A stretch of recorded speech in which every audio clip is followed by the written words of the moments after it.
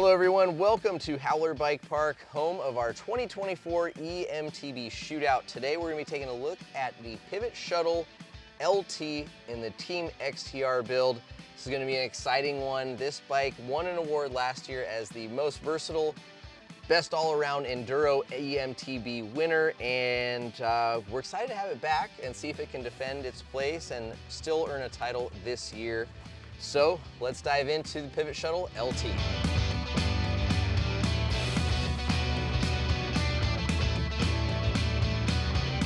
So this is the Pivot Shuttle LT, a 160, 170, 29-inch wheeled enduro EMTB, and one that we've definitely enjoyed a lot in the past. This is a Team XTR build coming in at $9,999, and really for a super boutique kind of premium brand frame, it seems pretty reasonable for that money. Not that $9,999 is inexpensive, but yeah, for that you get full Fox factory suspension and dropper post. You get a XTR drivetrain as you'd expect, albeit with an XT crank, and a nice DT Swiss HX1501 alloy wheel set. It's definitely a killer build, and yeah, I think definitely the kind of bike that we've really, I mean, like we said, most versatile EMTB that we had last year, and the geometry really just aids that and makes for a very well-rounded machine. Yeah, touching on the geo really quickly, this is a size medium. Robert is 6'2", Sean is also about 6'2". I'm 5'11", one of our other testers is 5'11", and we opted for the medium as kind of the best call for our team. One thing with the Pivot Shuttle is the struggle in the size gaps. So we've published very in-depth geo charts for all the bikes from our shootout, as well as each bike individually, so you can head to the loamwolf.com. Of course, you could also head to Pivot's website if you really want to see the numbers or crunch them against all the other bikes. But we just wanted to kind of note that up front. You know, obviously at 6'2", you could potentially lean to a size large, and we'll kind of talk on pros and cons of why we picked certain sizes and what it makes the bike feel like a little bit later. But let's finish out here, drive unit, battery spec. Yeah, Shimano EP801 now, up from the EP8 that we had in last year's test, so you get the full 600 watts of peak power, still 85 Newton meters, and then there's a big 756 watt-hour Darfon battery in there, giving you plenty of range and definitely an impressive overall drive unit performance, I would say. All right, folks, there it is. So let's head up to the mountain and see how this thing does in the trails and stacks up in the field.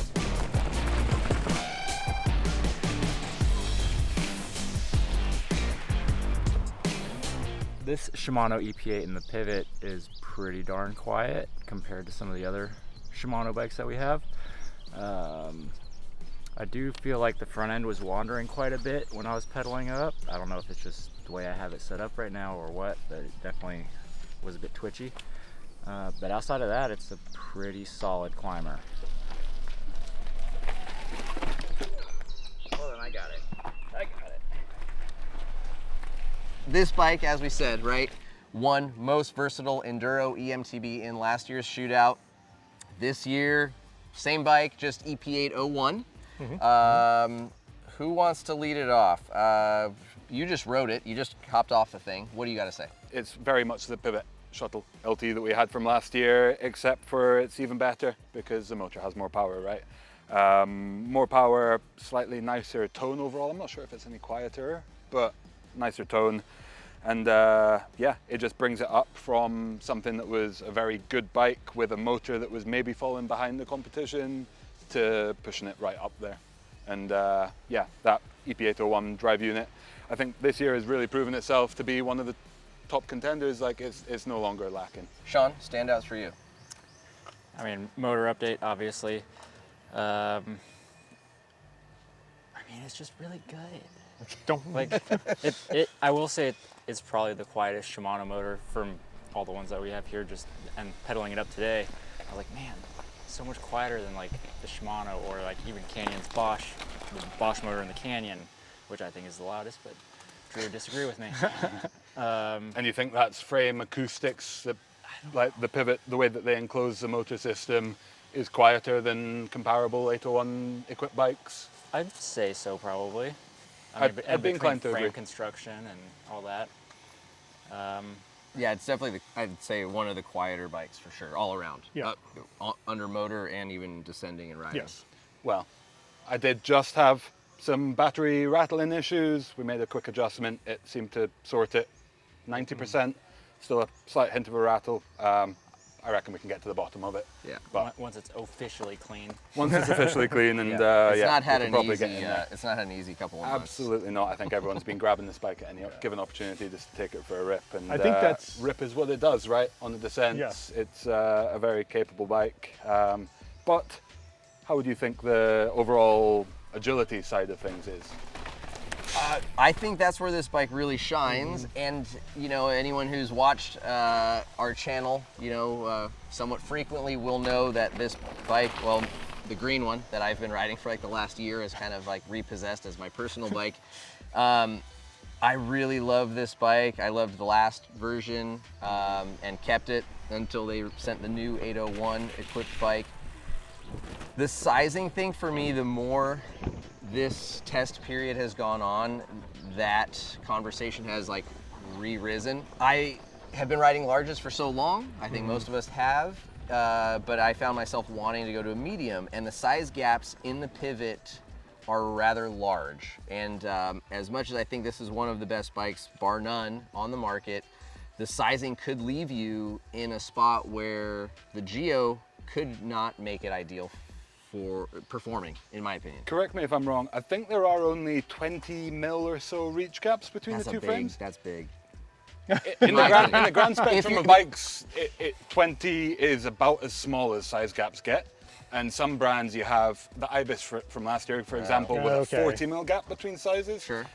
I think at that point you get ridiculous, but I think maybe the issue with this for us as a crew, I think we all somehow, even though we're all different sizes and shapes, we all gravitate towards this very similar number as being comfortable. Yeah. Which is 480. Which is Or 480, 475, 480. yeah.